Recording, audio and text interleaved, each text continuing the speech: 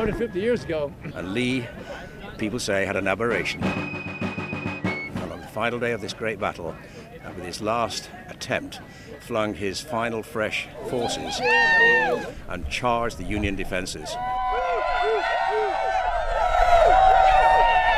And it became the high water mark of the Confederacy, and you could also then go on to say it was the beginning of the end for the Confederacy.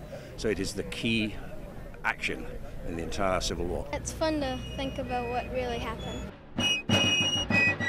They're young, they're 10 and 7, so knew they didn't know a lot about the Civil War, so it was just an opportunity to actually be here and watch the movie, which they could appreciate, and then actually come see it. We can commemorate and honor the sacrifices of those Americans that were here 150 years ago. To actually stand on the field where all these remarkable events happened is just breathtaking to me. It really takes my breath away. It's a complete honor.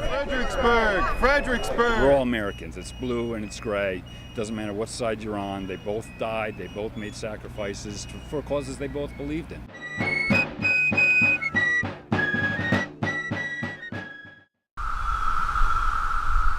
It's that sound of cicadas ringing throughout Linda Lentz's yard. Just like a constant chirping sound. Imagine waking up to these crawling towards you on your car, your plants, and flying all over your yard. Are they cute? No. Here's the buzz about cicadas. They're part of Brood X, and since the 1990s, they've been underground. Only until they worked their way up through holes like these not too long ago. And all over Linda's yard, you'll find thousands of these guys with their big and ugly red eyes. We are polluted with them in the woods, totally polluted with them. Millions of them are expected to come up along most of the East Coast. And while these bugs may be, well, ugly, they don't hurt you. Experts say they're harmless and don't sting. And if you leave them alone, they'll leave you alone. Are you afraid of them? Not really. You get used to them.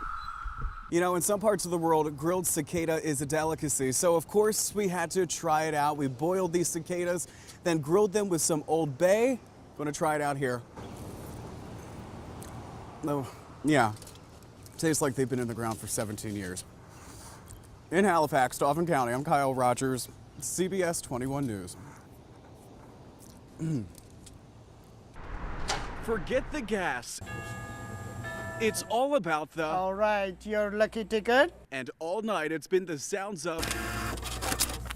For Rafiq here at the Gulf Station along Lingelstown Road. It's very busy. We are tired. Yesterday and today he's seen the folks with Powerball fever. Here to get some Powerball tickets. This place has had luck before. There were some big winners here. One is Mega Million and one is Cash 5. While tonight's jackpot is worth 600 million. If you hit it big, you can take a lump sum.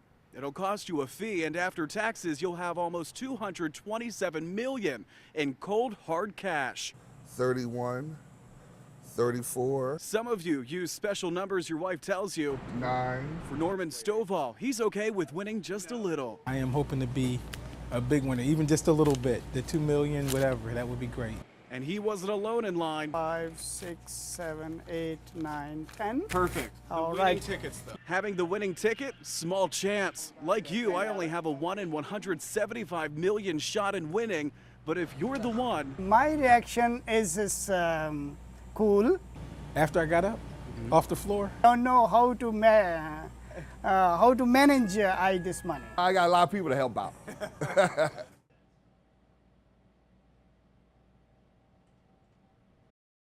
Wow. Thursday morning, a fiery tanker crash clogged one of Harrisburg's main arteries, Interstate 81. Since then, PennDOT crews have been working around the clock. Yesterday, the heavy downpours caused some delays. As they removed beams, PennDOT says they dealt with yet another delay. A tractor-trailer carrying a beam away from the demolition site lost its cargo. That closed the 1115 North ramp to I-81 South for several hours. Today, the weather cooperated as crews rushed to fix the I-81 northbound ramp that takes you to 322 West. That's where the crash happened. And they're repairing the scorched section above that, Route 22 East. You can see they already removed a huge section of that bridge. I know I-81 is going to be the big question of the day, and right now I would tell you that we're on target. We've seen our work progress as we anticipated, and I'm going to tell you today here that we anticipate 81 will still be closed up until Tuesday. Once I-81 reopens, all lanes will be back open in both directions. However, when crews finally start demolition work on the 81 northbound ramp where the crash happened, there will be lane restrictions on I-81. Crews will be able to work on that ramp while traffic is moving underneath it because of the shielding they're putting under the structure today. As for the ramp where the crash happened, don't expect that to be open anytime soon. Restrictions we will have is the 81 northbound move to Route 322 west. That'll be long term, and when I say long term, again, I'll use the time frame we gave on Thursday. We expect that to be 2 to 3 months. You're looking at some of my Civil War cannon collection.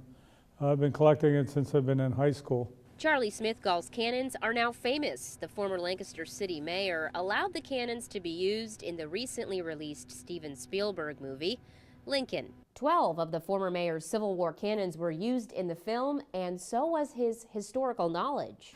They didn't know what guns they wanted exactly, and I advised them that when Grant took over the Army about where the wilderness was leading up into Petersburg, he sent all the Napoleons and the Parrots and that stuff back, and he kept just the 3-inch ordnance rifles. Smithgall's cannons appear in 3 scenes. These are the 2 big guns that they wanted.